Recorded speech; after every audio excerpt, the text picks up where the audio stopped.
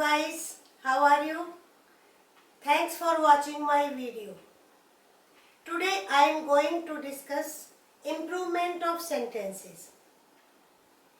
In these questions, a sentence is given and a part of the sentence is underlined.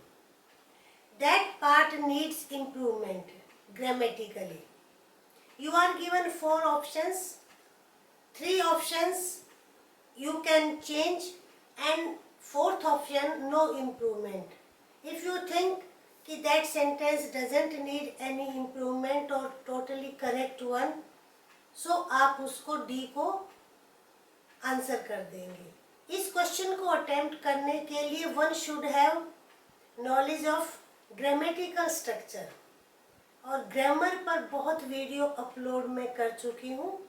आप playlist को अगर click करेंगे तो उसमें अलग अलग टॉपिक्स पर आपको मिल जाएंगे. और अगर आप केयरफुली वॉच करेंगे तो कोई क्वेश्चन ऐसा नहीं होगा जो आप फिर अटेम्प्ट नहीं कर सकते हैं. आज मैं डिफरेंट तरीके से मटेरियल को ले रही हूँ और टाइप किया गया है ताकि जल्दी किया जा सके. और आप कमेंट में ज़रूर लिखिएगा कि आपको बोर्ड से ज़्यादा समझ में आता है या इस तरीके से ज़्यादा समझ में आता है.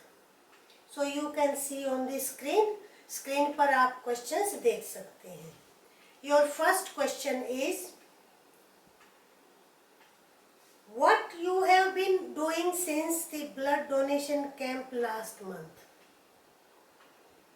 Read your question carefully and your underlined part is you have been. ये 3 words आपके underline किए गए हैं. तो यहाँ पर whether change is needed or not we will see and I will explain every point. आपके पास है A have you done, you have done, have you been doing, no improvement. अब अगर हम A को देखें have you done तो ये नहीं हो सकता. क्यों नहीं हो सकता? आपका डूइंग अंडरलाइन नहीं किया गया है तो हम उस पार्ट को चेंज नहीं कर सकते हैं. हैव यू डन डूइंग कोई सेंटेंस नहीं है. बी यू हैव डन ये भी इसी कैटेगरी में है. That doesn't fit here. Now see have you been doing. आपका आंसर ये होगा. इसमें क्या चेंज किया गया है? Helping verb is placed before the subject. I say again and again your sentence is interrogative one. तो आपका हेल्पिंग वर्ब सब्जेक्ट से पहले आना चाहिए. तो this part is correct one. यहाँ पर आप टिक करेंगे. Next, corruption is the most serious problem in India. The more serious no कोई कंपैरिजन नहीं है. यहाँ पर 2 का कंपैरिजन होता है तब आप कंपैरेटिव डिग्री का यूज करते हैं. ऐसा यहाँ पर कुछ भी नहीं है. वेरी सीरियस प्रॉब्लम ये भी ठीक नहीं है. Serious no improvement. सो आपका यहाँ पर कौन सा टिक होगा? No improvement. Sentence is correct one. Next, we have been retracing our steps to the log cabin 10 minutes ago. अब retrace क्या होता है? steps पीछे ले लेना. दोनों तरीके से ये मेटाफोरिकल भी यूज होता है. कोई आप काम कर रहे हैं, कोई एक्शन ले रहे हैं और अगर आप उस पर वापस जाएं, आगे उसको ना फर्दर कैरी करें काम को, तो वो भी आपका रिट्रेस होगा. कोई बात कहें, स्टेप्स को रिट्रेस करना. Your options will be retracing नहीं, 10 मिनट्स अगो. अब आप देखेंगे एडवर्ब इंडिकेट्स पास्ट टाइम तो यहाँ पे फ्यूचर का तो कोई सेंस ही नहीं है. हैव टू रिट्रेस ये प्रेजेंट बन जाएगा. Had to retrace. सो आपका ये पास्ट टेंस का सेंटेंस है तो ऑप्शन क्या होगा? had to retrace. Next one, I was struck by his singular appearance. यहाँ पे struck third form of strike और यहाँ struck का मीनिंग है इफेक्ट हो जाना, एकदम होता है ना कि किसी को देखकर आप पर असर होता है, तो इस सेंस में ये यूज किया गया है। सिंगुलर अनकॉमन अपीयरेंस, यानी उनकी जो अपीयरेंस है देखने में वो uncommon. I was struck by how he singularly appears आपका वर्ब प्रेजेंट टेंस, नो, क्योंकि वाज को अंडरलाइन नहीं किया गया है, इट मीन सेंटेंस आपका पास्ट टेंस का ही है। Struck by he single appearance, no sense is there.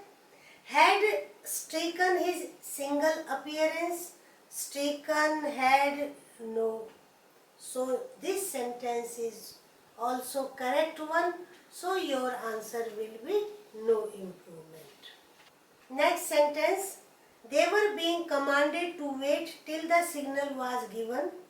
Three options: commanded, given command, command, and no improvement. अब फर्स्ट को देखें, कमांडेड, बीइंग कमांडेड को रिमूव करके क्या हम ये कर सकते हैं, गिवन कमांड, कमांड, कमांड तो यहाँ फर्स्ट फॉर्म है, वैसे भी नहीं आएगी, हो सकती है तो थर्ड फॉर्म हो सकती है क्योंकि वर है और ये पैसिव वॉइस है, तो दे वर कमांडेड, आपका ए आपका आंसर होगा। He couldn't be able to think logically because of his illness. अब आप सेंटेंस को केयरफुली देखें। मैंने आपको पहले कई वीडियोस में बताया है कि एक कंप्लीट सेंटेंस में एक फाइनाइट वर्ब होता है, यानी कि बिना मेन वर्ब के आपका सेंटेंस नहीं हो सकता है। अब इस सेंटेंस में आप देखेंगे कुड नॉट, कुड नॉट तो ऑक्सिलरी वर्ब है, ये आपका एक मॉडल है, तो वेयर इज मेन वर्ब, उसके बिना सेंटेंस कंप्लीट नहीं होगा। तो let's see the options. Options हम देख रहे हैं। कांट बी एबल, कोई खास डिफरेंस नहीं है इसमें। Second, can be enable, was not able, no improvement. आपका आंसर वाज नॉट एबल। अब यहाँ पर वाज फाइनाइट वर्ब हो गया है, he was not able to think logically, sentence आपका ये बन जाएगा। Next one, river Damodar carry the effluents from the Durgapur industrial complex for miles. Effluent क्या होता है, सीवेज, स्पेशली फॉर लिक्विड, जैसे फैक्ट्रीज वगैरह से निकलता है तो उसको हम एफ्लुएंट कहेंगे। आपके ऑप्शन है कैरिड द एफ्लुएंट्स, हो सकता है बट ये तब होता है जब कोई पास्ट टेंस का इंडिकेशन होता है, ऐसा नहीं है। Carries the effluents, carries the affluence, affluence तो यहाँ सेंस ही नहीं है, तो हमारा आंसर होगा बी, क्योंकि river Damodar is singular noun और उसके साथ हम कैरीज यूज करेंगे। He bow down at the altar, altar ये चर्च के लिए ज़्यादा यूज होता है, रेज प्लेटफॉर्म होती है जहाँ खड़े होकर हम प्रेयर करते हैं, तो प्लेटफॉर्म को ऑल्टर कहेंगे। Now options, next to the altar, in front of the altar, before the altar, no improvement. अब यहाँ पे प्रीपोजिशन का यूज करेक्ट होना चाहिए हमारे लिए, बिफोर द ऑल्टर, ये आपका आंसर है। Next sentence, the climate of Shillong is somewhat like Sikkim. अगर हम लाइक सिक्किम करते हैं तो क्लाइमेट और सिक्किम को हमने एक कैटेगरी में रख दिया, जबकि एक नहीं है, हम तो क्लाइमेट की बात कर रहे हैं, तो ये मिस्टेक्स जनरली पाई जाती है। Like Sikkims, as Sikkims, as Sikkim. अब हमारे पास जितने ऑप्शन है, एज सिक्किम्स, एज तो यहाँ यूज करेक्ट नहीं है, एज सिक्किम तो बिल्कुल करेक्ट नहीं है, लाइक सिक्किम्स, यानी कि आप एपोस्ट्रोफी एस लगाएंगे तभी वो क्या बनेगी, सिक्किम की क्लाइमेट, यानी शिलोंग की क्लाइमेट और सिक्किम की क्लाइमेट, तो ए आपका ऑप्शन है। नेक्स्ट सेंटेंस थोड़ा लॉन्ग है, आप ध्यान से पढ़िएगा, read carefully. The blue whale was thriving in all of the world's oceans until the turn of the century. ये तो अंडरलाइन पार्ट है आपका. At which time they became hunted to the point of extinction. Extinction तो लुप्त होना, disappear होना. अब underline part में आप क्या देख रहे हैं? The blue whale was singular noun है. बाकी वाज थ्राइविंग, टेंस तो इसका ठीक है. अब हमारे सामने ऑप्शंस है. At the turn of the century, the blue whales were thriving in all of the world's oceans. Blue whales were thriving in all of the world's oceans until the turn of the century. अब यहाँ पर आप देखेंगे at the turn में और until में, at और until में क्या डिफरेंस है? at तो एक पर्टिकुलर टाइम आपको बता दिया गया, स्पेसिफिक टाइम बता. At indicates to specific time. तो हमने सोचना है कि क्या ब्लू व्हेल के बारे में जो कहा गया है कि वो अच्छी तरह फल फूल रही थी, यानी कि किल नहीं किया जाता था, तो क्या ये एक पर्टिकुलर टाइम पर ही होगा या अंटिल होता उस टाइम तक. तो ये हमें सोचना है. पहले थर्ड भी देख लें. The blue whale was thriving in all of the world's oceans up until the turn of the century. The last one, no improvement. Third बिल्कुल नहीं हो सकता है. up until no. और यहाँ पे जो राइटर कहना चाहता है वो बात एक वेल की नहीं हो रही है, जनरल बात कही गई है, वेल्स की बात कही गई है. तो हमारा सेंटेंस में कौन सा पार्ट करेक्ट होगा? ब्लू वेल्स वर थ्राइविंग. वेल्स आ गया प्लूरल नंबर, यानी ये सारी वेल्स की बात हो रही है.